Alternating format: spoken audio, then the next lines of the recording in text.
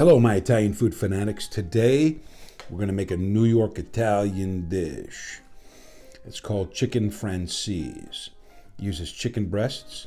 I've actually gone out and bought chicken breasts that are already pre-sliced to make our job a little bit easier. We'll see if that's truly the case. We'll pound them very, very thin. We're then going to put them in a little bit of rice flour, an egg wash, and then we're going to cook them up in a little bit of butter on a medium heat. So we leave the outside silky and don't have as scrambled eggs. And then we'll make the sauce. A little bit of garlic, some capers, some white wine, some chicken stock, and then we'll finish it off with a little bit of butter and lemon juice, somewhat similar to a chicken piccata. Anyway, before we get into the kitchen, please thumbs up, like, subscribe, ring the bell. Everything should be right up there. Share with your friends if you're so inclined. And please leave me a comment down below. Let me know what you think. And if you've ever had this dish before, and if you know anybody in the Francese family that may have made this dish or been the originators of this dish back in New York, why don't you let us all know? Anyway, also, if you have something that you've made and taken pictures of that I've inspired you to make from something in my channel or catalog of Italian food, please, on Instagram, at Chef Argenti. You can send me a picture of it, and I'm happy to feature you and your dish in any way you want. We don't have to mention your name if you don't want to, or just the first name, or we don't have to talk about where you come from, however you want, like I said, in a future episode of Italian Food Fanatics. Anyway, let's get into the kitchen and make this thing. See you on the other side. All right, let's get started. For our chicken Francese, what we're going to need is some rice flour. I prefer to use rice flour as opposed to cornstarch. We're going to need, of course, our typical salt and pepper. And once the chicken, which we'll get to in a minute, is dredged in the rice flour, we are then going to put it in a little bit of egg wash, and that's how the actual chicken is going to be cooked. That's the protein part. Now let's talk about the sauce. All right, for the sauce portion of our chicken Francese, we're going to use a little bit of chicken stock. We'll use some white wine. We'll use some chopped garlic. I'll use a little bit of lemon juice. We're going to use some capers, a little bit of butter to finish off the sauce, and of course, to make everything look gorgeous, a little bit of chopped parsley. So I'll come back with our chicken and we'll get on the stove and get started. All right, here we are with our chicken. I've gone ahead and I've purchased these boneless, skinless chicken breasts. And was something interesting about them was that they're now offering chicken breasts that have been sliced thin. So they're more like a cutlet than they are a chicken breast, which is bulbous and will cook unevenly. Now, I'm not totally sold on the idea, but I thought it was interesting. But still, these breasts have to be cleaned up and trimmed so they'll be presentable, essentially. And now, as this one is not that bad, we have some sinew still and some of this fat that needs to be just very little bit, I'm being nitpicky, trimmed off. This one is a little bit more austere and will have to be cleaned up. So I'll clean these up and I'll come back. And then what we're going to do is we're going to take a little pounder like this and we're going to make them flatter across the whole surface. You can see it, there's an indentation here. So we're going to have to flatten this and this. So even though these are cut thinner, our work is not eliminated because of this. So for that reason, with just a little bit more work, you can create in what is, in my opinion, probably a better cutlet. Anyway, let me trim these up and we'll come back. All right, as you can see, I've trimmed the breasts and now I have put another piece of plastic on top of them. And we are going to lightly, and I mean lightly, and I won't do this on camera because it's going to make everything shake. You want to lightly pound these down so that they are of the same height. All right, so they'll cook evenly. I'll do that and we'll be back. All right, we've pounded down the chicken breasts so they are of a nice even size.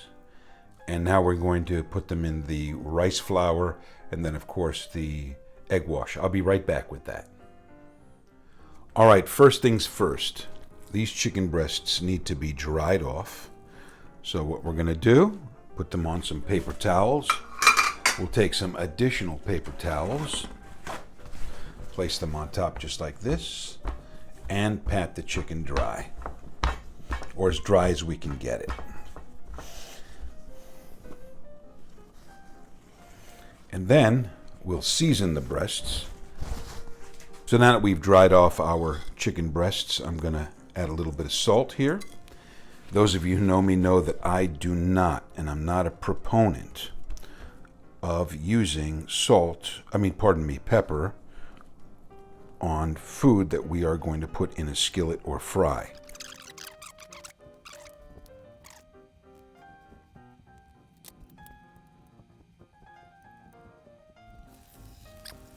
And now that we have our chicken, it's been dredged in the rice flour, put in the egg wash, put it in a plate, and we're now ready to go to the stove.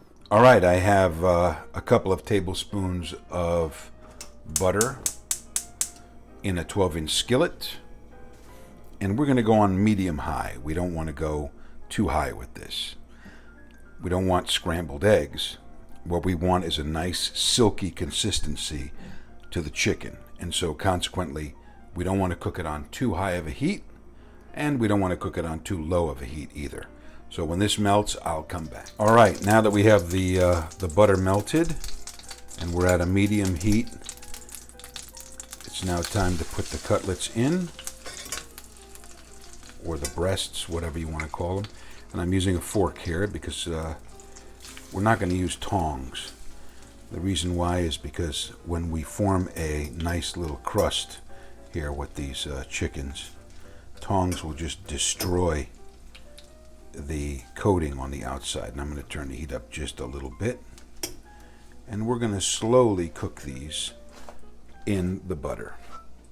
I'll be back when we're ready to turn them. In the meantime, while the chicken breasts cook, you want to kind of move the pan around every once in a while to ensure that it heats and cooks evenly, okay? Because you see there's less cooking going on than right into this area. So we'll move it just like this, and that way it creates a more even temperature, a more even cooking across the board. Again, we can see now that this side is heated up that there's no action over here, so we're moving this around to give it less and more. So you can see it's starting again. So what I say does work. All right, it's time to turn these breasts. You can see that they have just a very, very light coating, which is what we want. Very gently cooked. And I'm going to turn the heat down even more and move them around a little bit to finish the cooking process. The actual finishing of the cooking process is going to happen when they rest and we make the sauce. It's called carryover cooking. And we do that to ensure that there is no overcooked chicken. You don't want dry chicken. You want it to be succulent. Anyway, back in a moment. All right. Our chicken is sufficiently cooked. We'll now move it off to the side. All right, we're going to use the same pan. We're not going to do anything. We're not adding any oil or anything like that. A little bit of garlic. Put some capers in there. Move these around a little bit. Get a little bit of heat in them. And we will do this until they're fragrant, which is going to be about 30 seconds. All right, it's a very simple pan sauce that anyone can do.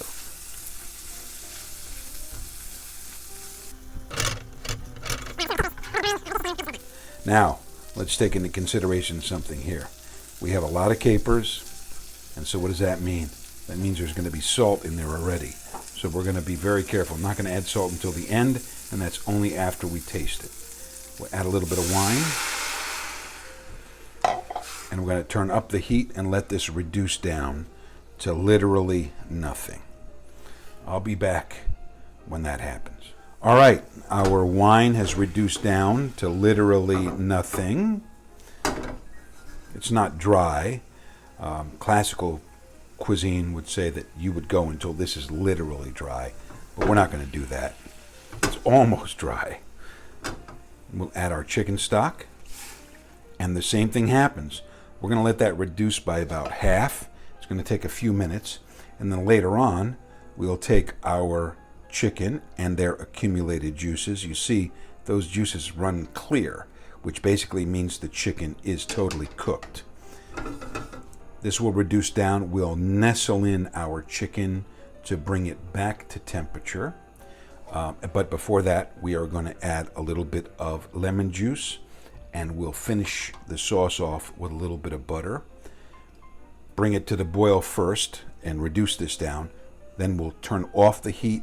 We'll add the lemon juice and the butter, and then the chicken breasts back in, let them warm through, and then we'll serve. See you in a bit. Okay, you can see that our sauce has reduced down.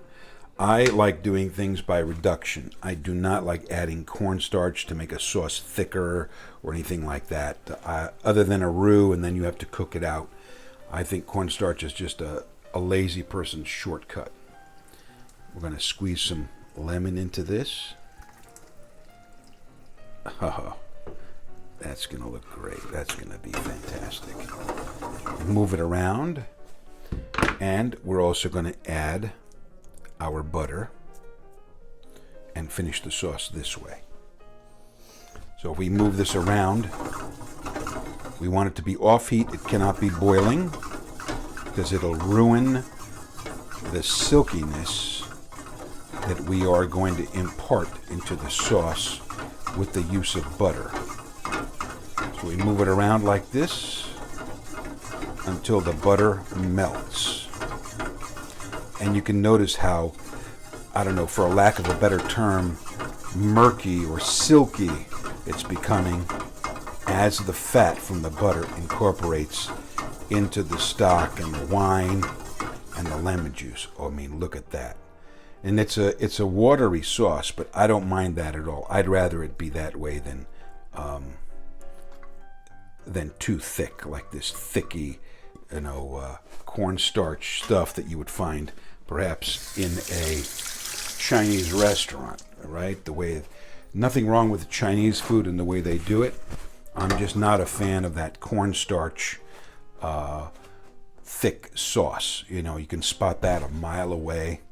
It reeks of poor technique as far as European style food is concerned, in my opinion. Okay? East Asian cuisine, you're used to seeing that. It's part of that cuisine, and so I have nothing against it. I just like everything done by reduction. Does it take longer? Yes, it does. Does it cost more? Yes, it does. Are you worth it? Yes, you are, and so am I. All right? And what I'm going to do is I'm going to just take a little bit of this sauce, and we're going to baste these chicken breasts like this, and they're just going to warm through. Okay, so they're already warm. When I put them in, I could tell that they were warm, but we're just going to do this to ensure that they are from all sides, because the outside of meat cools down very, very quickly. All right. Now, if you're doing this and there's still some time before you could serve it, you can always tent it with foil, and that will keep it warm. So we're now ready to go to the plate and plate it up, and let's see how it tastes.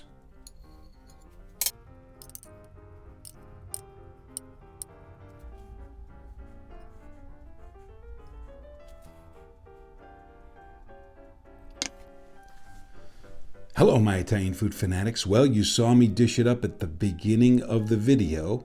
The chicken, and then the capers, and then the sauce, and the parsley. Oh, does that look good? And here it is. Now is the moment of truth. Let's see if this is any good. Oh, okay, I can tell you right now, the chicken is perfectly cooked all the way through from just looking at it.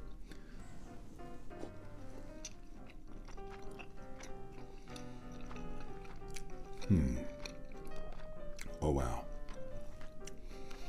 That is really, really good. The fresh parsley is herbaceous. I mean, it's there. You can taste it. Obviously, the capers, and then the lemon sauce, and the chicken. And because of the way that we did the coating, it's a very silky sort of a feel to it. Now, I've had this also when the sauce has been thickened with cornstarch. In my opinion, it's gloppy. I don't like it. I like thinner sauces. If we really wanted to, we could really reduce it down and make it super thick, but I don't believe that's the case here. This is more like I don't know, you would say it's a lot like a chicken piccata.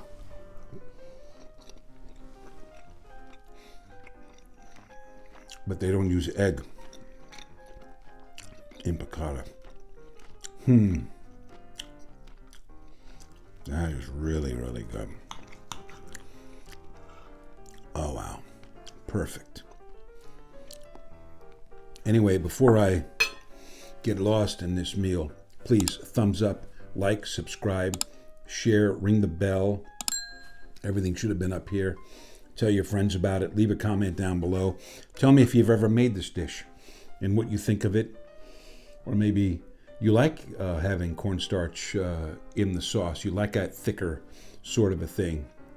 Kind of the way Chinese food with the orange chicken. It's very, very thick and it clings to everything. That's your prerogative. If you want to add cornstarch in there, you go right ahead. I'm going to go ahead and finish this. And who knows? You know, the Francese family, which was part of I believe it was the Columbo crime family in New York, this could have been a creation of that family's. You don't know. Michael Francese would be the only one that can maybe answer that. Maybe his mom or his grandmother, I don't know how far the lineage goes back when they came to New York, could have been the one that, or someone in the family that could have invented this particular dish. You never know. I'm sure he's related to somebody that came up with this. Anyway, here's to your health. God bless you. And wherever you are in the world, I hope you're having a great day, and I hope to see you soon. Thank you. Bye-bye.